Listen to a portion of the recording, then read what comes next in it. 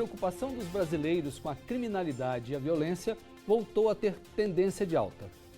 Em recente pesquisa, correspondeu a 40% das menções, indicando ser atualmente o principal problema do país. E na contramão do crescimento da população, que aumentou 6,5% na última década, estudo do Fórum Brasileiro de Segurança Pública, recém-divulgado, indica que o número de policiais militares na ativa caiu 6,8% em 10 anos.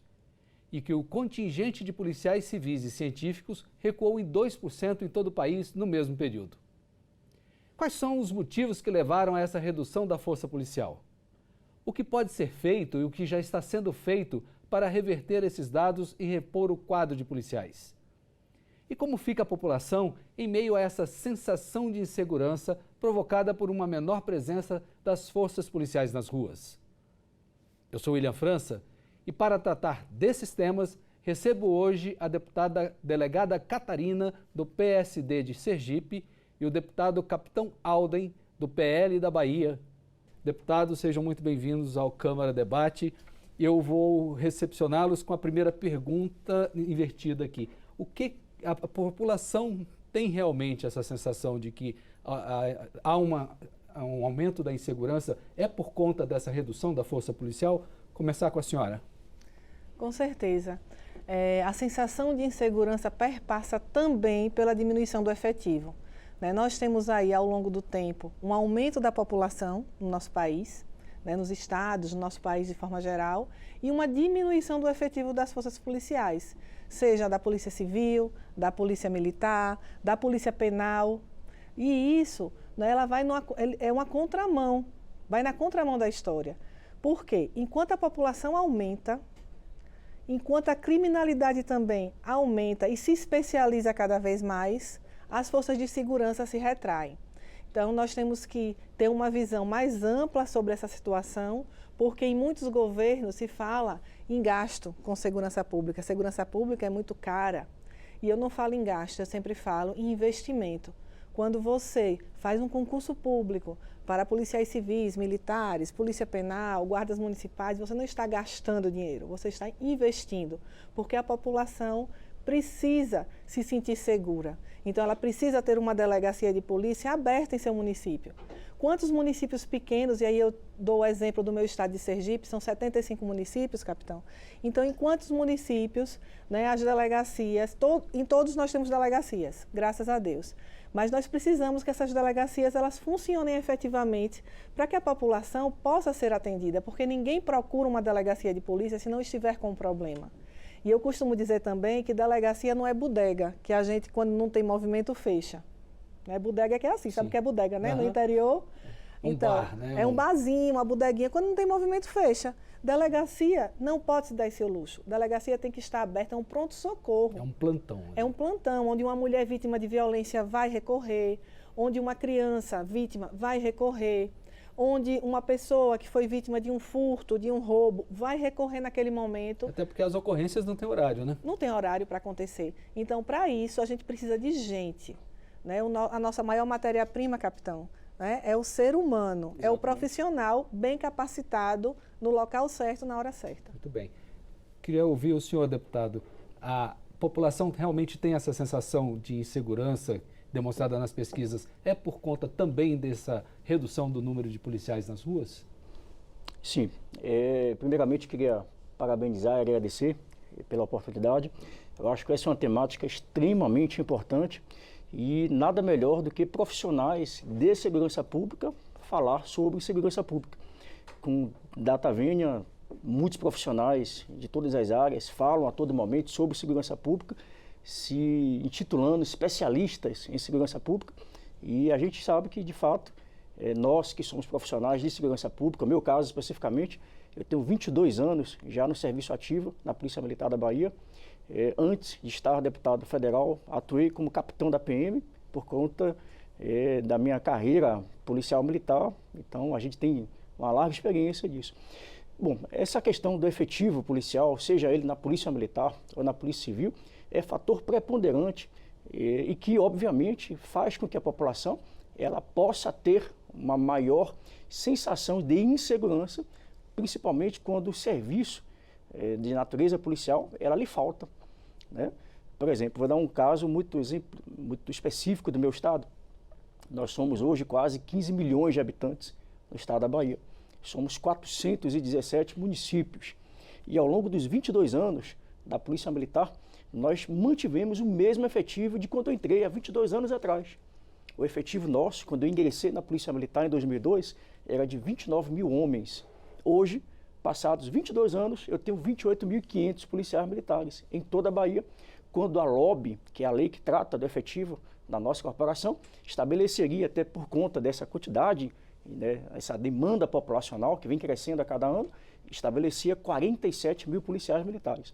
Só para você entender a gravidade dessa situação, hoje, especificamente hoje, o monitor da violência divulgou que, mais uma vez, pelo 5º ano consecutivo, o estado da Bahia é o estado mais violento do Brasil. 5 vezes consecutiva. Nos últimos 20 anos, nós temos aí quase 90 mil assassinatos somente no estado da Bahia. Passa por isso aí, né? Já já a gente volta nessa questão dos policiais, porque eu quero aproveitar a especialização de cada um dos senhores aqui presentes, e eu vou começar com a senhora, delegada Catarina. Eu gosto sempre de fazer uma rápida leitura da biografia para que os nossos telespectadores entendam o porquê da participação dos senhores aqui nesse nosso debate. A senhora, como a gente já falou, é delegada de polícia, foi delegada-geral da Polícia Civil de Sergipe, foi também vice-prefeita de Aracaju, que é a capital do seu estado, e no momento é titular da Comissão de Segurança Pública e Combate ao Crime Organizado aqui da Câmara, também titular da Comissão de Constituição e Justiça e de Cidadania e da de Direitos das Mulheres, né? Mas eu queria apresentar para a senhora uns dados para a senhora me ajudar a comentá-los do contingente da Polícia Civil. Em 2022, havia uma previsão de haver no país 152.800 policiais civis. Na prática, se identificou que temos apenas 95.900, ou seja, há uma relação entre efetivo existente e previsto de uma defasagem de 62%. É um número muito expressivo. Como é que a senhora avalia esses dados? É um número muito preocupante. Eu, aqui observando o capitão, dando o exemplo da Bahia, eu entrei na polícia em 2001, certo? Na Polícia Civil em Sergipe. E em 2001, de 2001 para cá, nossa população aumentou 29%. Era 1 milhão e alguma coisa, e hoje nós somos 2.300.000. Só que o efetivo, e aí eu falo da Polícia Civil, e não foi diferente com a Polícia Militar, diminuiu 40%. Então a população aumentou e o nosso efetivo diminuiu. Em lei, continua a mesma previsão, mas ele diminuiu, porque os policiais se aposentam. E nós passamos mais de 10 anos sem concurso público.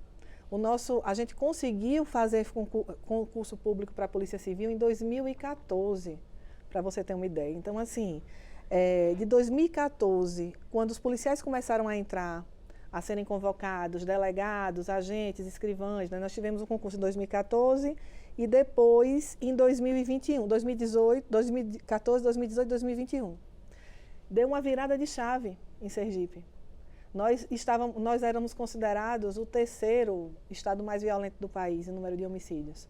Hoje, nós somos o estado que mais reduziu índice de crimes letais intencionais.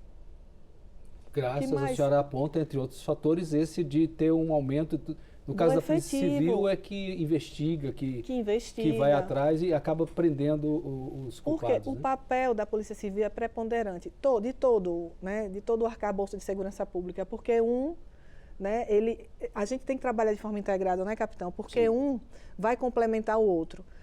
A função da Polícia Civil, princípio, é de investigar.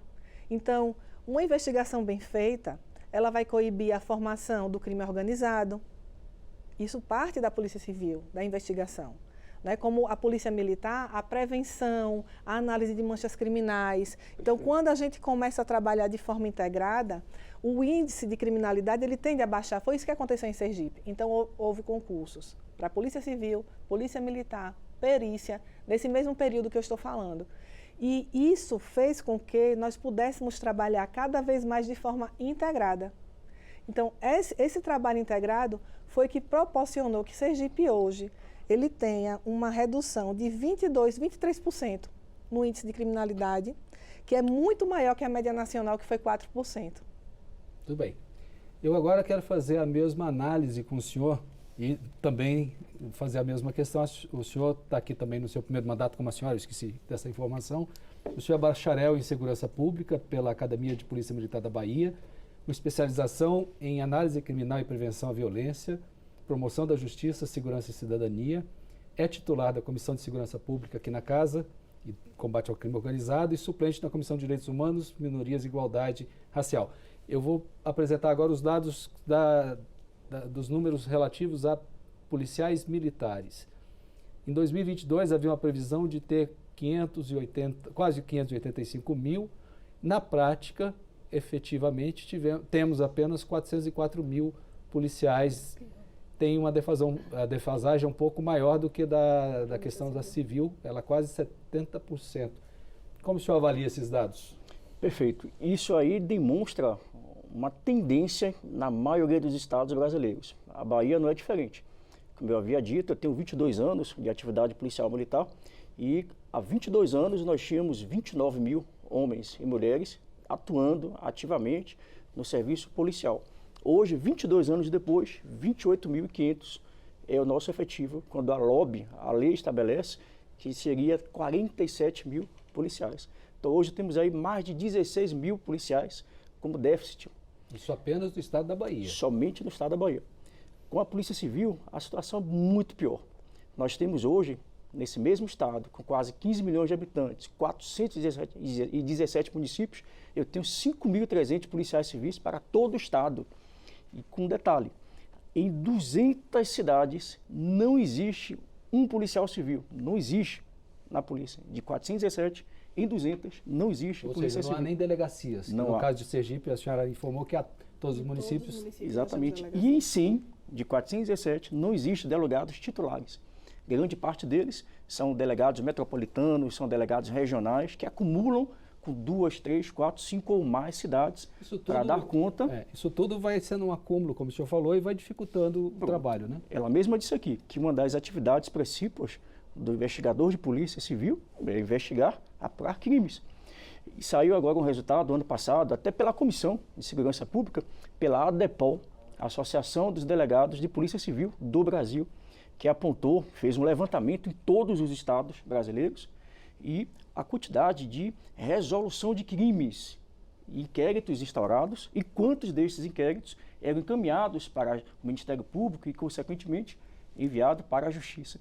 No caso da Bahia, em específico, olha que coisa, no ano passado foram 61 mil inquéritos abertos. Desses 61 mil inquéritos, por conta dessa baixa quantidade de policiais civis, houve apenas uma resolução de 39% dos inquéritos abertos. Quando você vai para inquéritos relacionados a homicídios, esse número é pior ainda. Inquéritos diversos, 39%. Inquéritos relacionados a homicídios, eu tenho apenas 17% de resolução dos crimes. O próprio Conselho do Ministério Público aponta mais de 10 mil homicídios sem solução.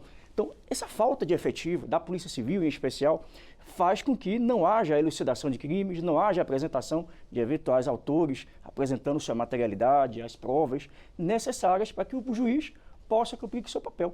Então, claro, não havendo impunidade. Muito bem. Eu queria, dentro da nossa temática, trazer uma outra informação. O presidente do Fórum de Segurança Pública, que fez esses estudos, diz que uma das explicações possíveis para essa defasagem que é apresentada é o custo. Porque para os estados e para o Distrito Federal, em termos de remuneração, de contas, fica muito caro. E muita gente se aposenta e a aposentadoria desse pessoal, dos policiais civis e militares, é bastante oneroso para os cofres dos estados e eles evitam fazer concurso. Eu vou dar alguns números. A remuneração dos funcionários de segurança pública é 50% maior que a dos demais servidores públicos estaduais. Isso faz com que eles representem 23% dos servidores públicos dos estados e do DF e 31% dos gastos do pessoal da ativa. E quando vai para a questão da aposentadoria, a Força Policial representa 22% de todos os servidores nativos, sendo que consome, por sua vez, 33%, um terço dos gastos com a aposentadoria é para o pessoal de segurança pública. Segundo ele, é essa somatória de dados que faz com que os estados não busquem repor as forças policiais.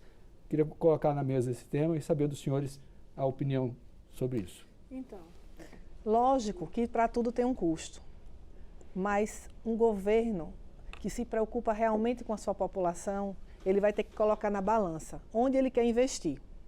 Segurança pública não é gasto, como eu disse aqui no início, não é, capitão? Exatamente. Segurança pública é investimento. Investimento na paz social. Não se pode falar de paz social, não se pode falar de sensação de segurança sem a presença efetiva das polícias.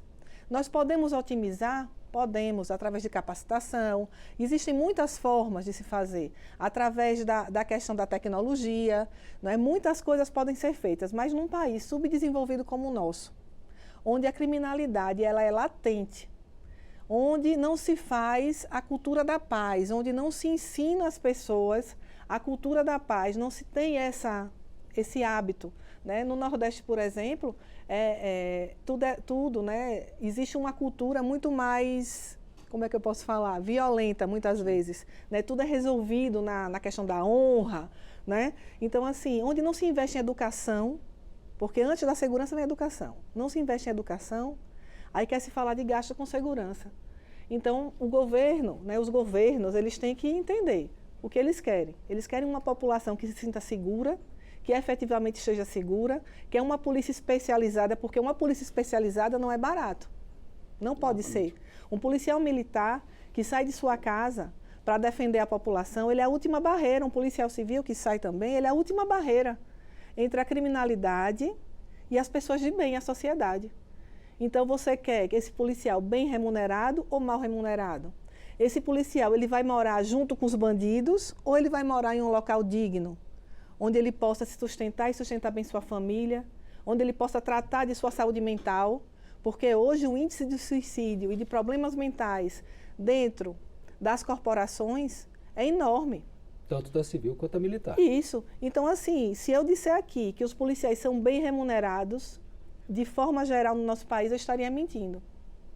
Ainda está aquém do que a gente merece, do que os policiais merecem, tanto civis como militares, como policiais penais e guardas municipais também. Deputado, o senhor concorda também com essa avaliação de que a remuneração é o principal problema para repor a força policial dos estados? Eu não acredito. Eu acredito que, de fato, o Estado que se compromete com a sua população, com a vida das pessoas e com o bem-estar social, ele tem que fazer investimentos para ele ter retornos disso. É muito pior você ter um ambiente inseguro. Eu vou dar um exemplo. Quanto o Brasil perde quando você tem matérias veiculadas, especialmente internacionalmente, quando você mostra tiroteios, mortes, turistas sendo assaltados, e bairros inteiros, como tem em Salvador, que recebem ameaças de determinada organização criminosa, mandando fechar o comércio, mandando parar os ônibus, tocando fogo em ônibus. Então, a insegurança pública, ela gera muito mais gastos, muito mais custos, não só a imagem do Brasil, a imagem daquele estado, atrapalha o turismo, atrapalha o comércio, atrapalha que as pessoas tenham uma vida saudável, inclusive mentalmente. Saiu uma pesquisa no The New York Times, no ano passado, foi feita uma pesquisa com mais de 150 países. E o Brasil liderou entre esses 150 países, aquele país em que a sua população tem uma maior sensação de insegurança, onde ele pensa 2 ou mais vezes antes de decidir ir para algum programa, um cinema, um barzinho, visitar ou frequentar igrejas, espaços públicos. Ou seja, há tanto investimento na construção desses espaços públicos, mas a insegurança pública faz com que essas pessoas não frequentem esses locais. Então, fora o custo econômico, você tem aí prejuízos enormes. Então, se o Estado ficar pensando que investir em segurança pública é apenas gasto, ele vai gastar muito mais com a imagem do país arranhada lá fora. Pessoas, por exemplo, Salvador. O Estado da Bahia, de uma forma geral, mas em Salvador, especificamente, segundo o IBGE, houve uma redução drástica da população em Salvador, que não aguenta mais a violência e tem buscado outras regiões mais seguras. Então, a gente perde, inclusive, com o FPM e uma série de outros recursos que deixam na de... saúde também, né? Porque impacta as em pessoas todos os setores. se machucam, se ferem, são feridas e tem a questão mental também. Só para você ter uma ideia, foi divulgado recentemente pelo Ministério da Saúde o impacto da quantidade de pessoas baleadas nos hospitais. Hoje, mais da metade dos leitos que são ocupados nos hospitais, até pouco tempo, eram vítimas de acidente de trânsito. Hoje, em algumas cidades, a exemplo do Rio de Janeiro e a própria Bahia, você tem grande parte dos hospitais ocupados por pessoas baleadas. Então, o custo de uma pessoa baleada gira em torno de R$3.000 dia. Então, isso, se a gente for multiplicar para a quantidade de baleados no Brasil inteiro, quantidade de mortes, segundo dados recentes, mais de 49 mil pessoas morreram, morte violenta. Qual o custo de cada morte dessa? É muito pesado. É verdade. Eu queria aproveitar a presença dos senhores aqui e falar um pouquinho, a senhora citou concurso público. Houve uma recente polêmica que até o Supremo Tribunal Federal teve que intervir, porque algumas corporações, sobretudo da PM, estabeleceram cotas, né? Aí tem aqui, e o Supremo mandou não ter isso, né? O Estado do Amazonas havia determinado que só 10% do concurso, das vagas, seriam para mulheres, Amazonas 10%, Ceará 15%, Mato Grosso 20%, Pará 20%, Paraíba 10% e o Distrito Federal 10%, entre outros aqui. E o Supremo mandou rever isso tudo e fazer novos concursos. Eu queria saber a opinião dos senhores, mas começar com a senhora. As mulheres têm total competência e condições em termos de igualdade para ocupar esses cargos públicos, assim como entendeu o Supremo? Com certeza. O que a gente precisa é uma mudança de cultura. Eu, como policial civil, há mais de 20 anos, sou delegada de polícia, ainda continuo delegada de polícia, 8 anos como delegada geral, fui delegada também de ponta operacional, de gestão e operacional, e eu nunca deixei de fazer nada por ser mulher. Então, o que a gente precisa é capacitar bem essas mulheres, para que elas possam atuar na linha de frente também. Então, eu não acredito nessa questão de cota restritiva. Eu acho que já se passou o tempo disso. Nós não podemos delimitar, se a mulher ela foi mais preparada, se ela conseguiu uma pontuação maior, se na questão da atividade física ela se sobrepôs, por que não? Por que não ser chamada e ela ser colocada para trás quando um colega homem do mesmo concurso teve uma pontuação menor, ele ser chamado por questão de cota. Então, assim, num país... E aí eu venho, eu gostaria também de parabenizar a sua colocação anterior. Eu posso voltar um pouquinho no tema dele, sim, né? Você disse que eu podia. Por favor. Porque investimento é justamente isso, investir em segurança pública. Se fala dos gastos em fazer um concurso público, mas não se coloca na balança os gastos que você tem com a insegurança pública, que é muito grande. Um país que está no 6º lugar de feminicídio no mundo, aí quer economizar em contratação de policiais para se abrir delegacias especializadas da mulher para investigar esse tipo de crime. Sem o efetivo. Sem o efetivo. Como você vai fazer? O crime ele está se especializando cada vez mais. O crime é organizado realmente, a palavra é essa, organizado. E está se especializando. Hoje nós temos inteligência artificial, aí nós temos que, inclusive aqui é um tema do parlamento, que nós temos que legislar sobre isso. Nós temos crimes cibernéticos. Hoje o estelionato não é mais o estelionato comum de se passar um cheque, de falsificar uma assinatura. Sim. Hoje ele foi trocado pelo crime cibernético. Então, como é que você vai dar conta desse tipo de investigação se você não investe no pessoal? Bem, exatamente. Queria saber do senhor. E só complementando essa questão, no nosso estado, eu já falei aqui, nós temos 5.300 policiais civis. A quantidade de homicídios, só de homicídios que nós tivemos ano passado, na Bahia, 5.098. Isso significa aproximadamente um homicídio para cada policial civil investigar. Claro que a gente sabe que cada um tem suas funções, escrivão, investigador, delegado de polícia. Então, além desses problemas estruturais, você tem aí policiais civis que estão sendo desviados da função, cuidando de presos em delegacias, que não deveria estar fazendo isso.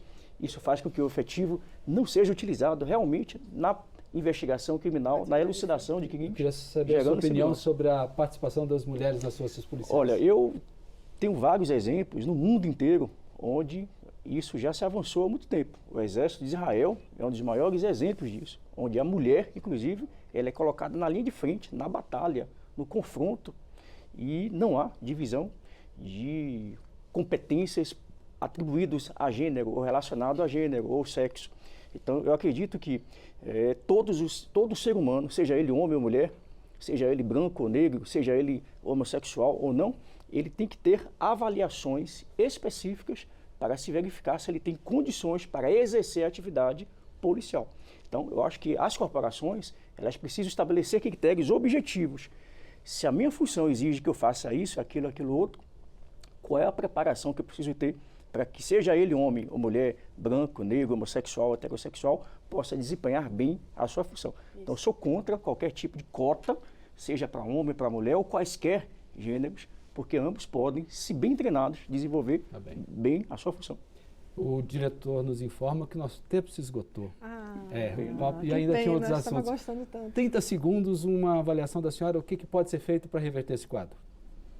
O que pode ser feito é uma cobrança maior da população que se encontra acuada pela criminalidade, para que os governos estaduais, para que o governo federal invista mais em segurança pública. Investir em segurança pública não é apenas comprar equipamentos. Investir em segurança pública é investir no pessoal. É você ter efetivo suficiente para fazer frente à criminalidade que só aumenta. Muito bem. Senhor, por favor. Perfeito. Eu sempre costumo dizer que segurança pública, parafraseando a Constituição Federal, no seu artigo 144, eu sempre digo que segurança pública se faz com educação, cidadania, justiça e a participação de todos. Quando eu digo todos, a sociedade como todo, todos os órgãos. Então, não adianta jogar essa conta da insegurança pública apenas às polícias civil, militar, bombeiro militar, guarda civil municipal.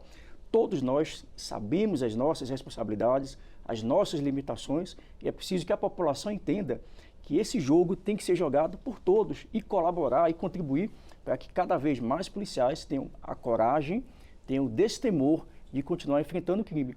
Infelizmente, a gente tem um ambiente de insegurança jurídica, de não garantia de direitos e garantias fundamentais para esses profissionais que saem diariamente para defender a sociedade. Então, a gente precisa disso, que o poder público, junto com a população, entenda e compreenda o real papel dos seus agentes de segurança pública.